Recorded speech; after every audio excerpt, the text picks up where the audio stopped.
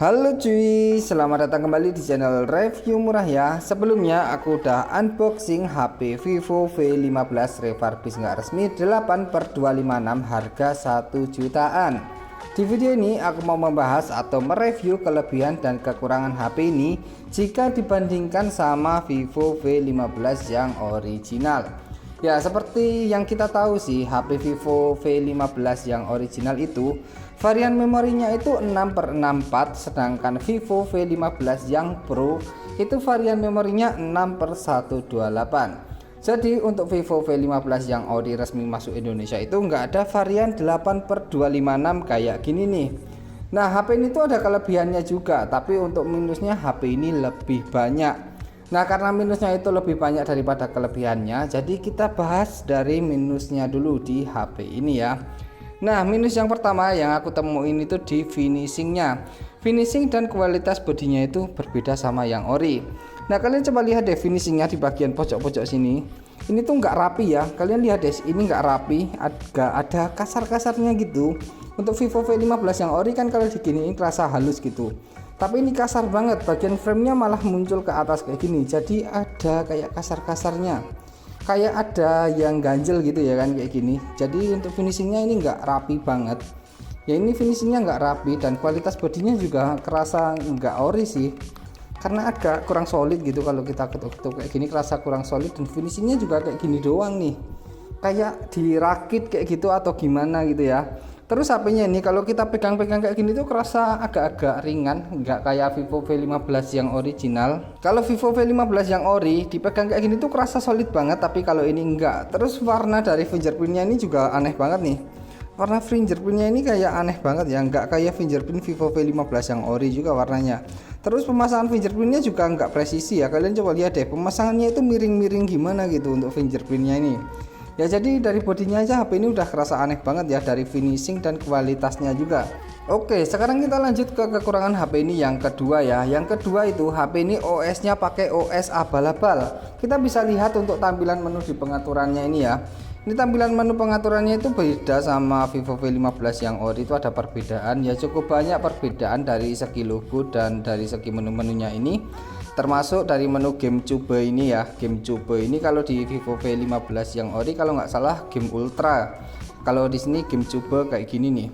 Nah, terus OS-nya di HP ini tuh kalau kita klik pembaruan sistemnya, ini udah nggak ada nih pembaruan sistemnya. Mana coba kita klik pembaruan sistem.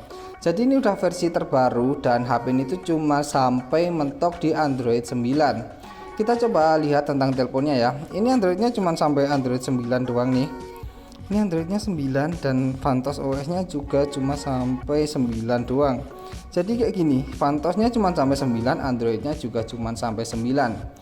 Jadi ini beda sama yang ori ya. Kalau Vivo V15 yang ori kan bisa sampai Android 11, terus Fantosnya bisa sampai 10.5.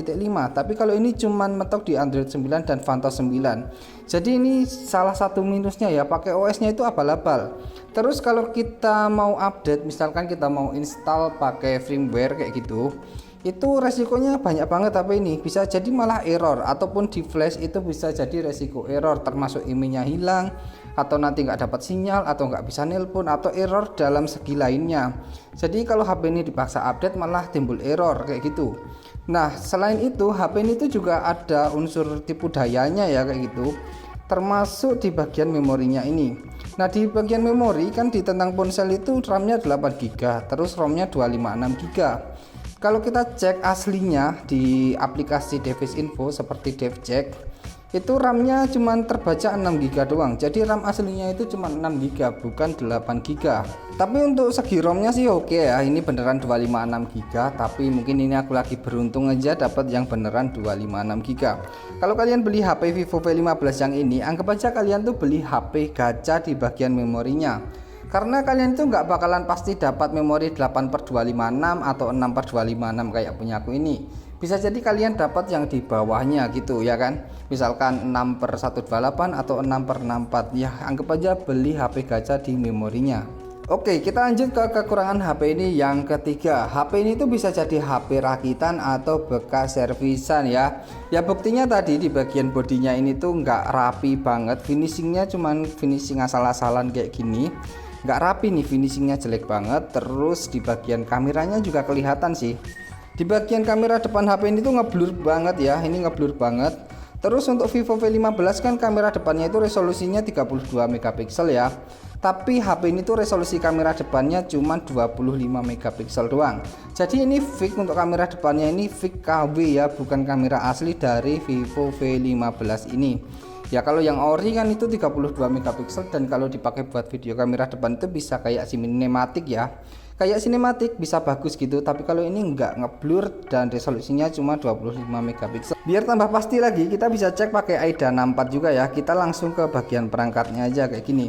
Nah di kamera depannya ini juga cuma terbaca 25 megapiksel kayak gini nih ya. Kalian lihat kamera depannya cuma 25 megapiksel, bukan 32 MP. Jadi berbeda sama yang ori juga, itu kualitasnya beda banget ya. Jadi ini bisa jadi HP bekas servisan atau HP rakitan dari luar kayak gitu, bukan dari Oppo resmi nih. Oke, kita lanjut ke kekurangan HP ini yang keempat. Yang keempat itu di segi boxnya aja udah beda, box dan kelengkapannya ya. Ini box dan kelengkapannya beda banget. Boxnya itu kalau dilihat ini beda sama Vivo V15. Di bagian sini juga nggak ada tulisannya ya. Kalau Vivo V15 kan boxnya nggak kayak gini. Terus di Vivo V15 itu kan diproduksinya di Indonesia, tapi kalau ini yang diimpor dari luar negeri gitu. Terus untuk pabrikannya, stikernya ini juga simpel banget kayak gini nih. Beda sama stiker Vivo V15 yang ori, dari boxnya kayak gini. Terus kelengkapannya, kalau kita beli HP kayak gini kita dikasih charger KW. Ini charger KW, jadi kalau kalian beli HP Vivo V15 kayak gini sebaiknya jangan dipakai chargernya yang KW ini. Pakai aja charger copotan yang ori, yang penting charger ori ya. Untuk USB nya juga USB KW pastinya. Kalau kepalanya KW pasti USB nya juga KW kayak gini.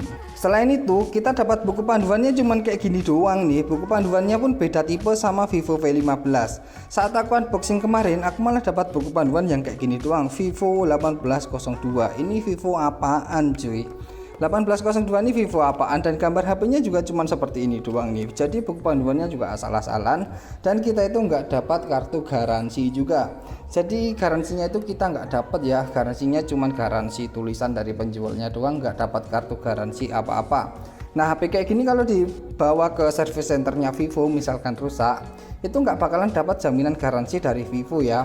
Terus selain itu kita dapat headset juga, tapi untuk headset ini aku bilangnya cukup lumayan ya, karena kita masih dapat headset kayak gini, terus kita dapat soft case sama tempered glass juga. Nah untuk dua ini aku jadikan keunggulan di HP ini ya untuk kelengkapannya, tapi yang charger tadi aku jadikan kekurangan. Untuk dua ini aku jadikan kelebihan karena kita dikasih tempered glass sama soft case juga, jadinya lumayan, kita nggak perlu beli-beli lagi. Nah ada lagi yang mau aku jadikan kekurangannya, jadi ini masuk yang kelima ya. Yang kelima aku ngomongin soal keawetan HP kayak gini nih. Untuk HP yang nggak resmi kayak gini aku nggak berani jamin keawetannya, karena aku udah banyak beli HP-HP kayak gini. Yang paling parah itu aku pakai baru seminggu LCD-nya udah garis dan nggak bisa disentuh. Nah itu aku beli banyak banget, tapi yang parah banget sih aku seminggu ya, seminggu itu LCD-nya nggak disentuh. Ada juga aku yang beli banyak tuh, di bagian belakangnya ini udah nggak rapet kayak gitu, ada yang copot lah apalah kayak gitu ya. Pokoknya ada keawetannya itu nggak bisa terjamin ya, karena HP ini juga nggak dibekali sama kartu garansi resmi juga, jadi nggak ada jaminan sama sekali. Oke, jadi itu dia beberapa yang aku masukin ke dalam kekurangan HP ini ya. Jadi sekarang kita lanjut ke kelebihan HP ini nih. Kelebihan HP ini yang pertama nih, menurutku ya, ini obsesi pribadiku, kita bisa dapat memori yang gede dengan harga murah. Nah ini aku beli HP-nya dengan harga 1,2 jutaan dan aku bisa dapat memori 6 GB RAM dan ROM-nya 256 GB. Tapi ini kemungkinan aja kita dapat RAM gede, ada kemungkinan juga kita dapat RAM dan ROM kecil. Nah itu yang nomor satu itu ya 50-50 lah ya, anggap aja. Terus yang kedua, kita bisa ngerasain pakai HP dengan kamera pop up kayak gini. Dengan pop up kamera dengan harga 1 jutaan nih, harganya murah banget. Dan kita bisa ngerasain HP dengan kualitas kayak gini.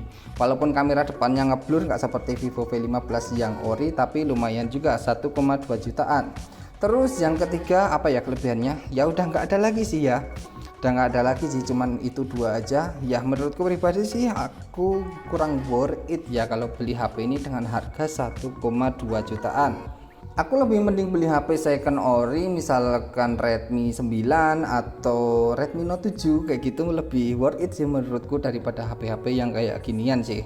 Walaupun ya beli HP second tapi di harga 1,2 jutaan itu dapat yang udah bagus lah ya.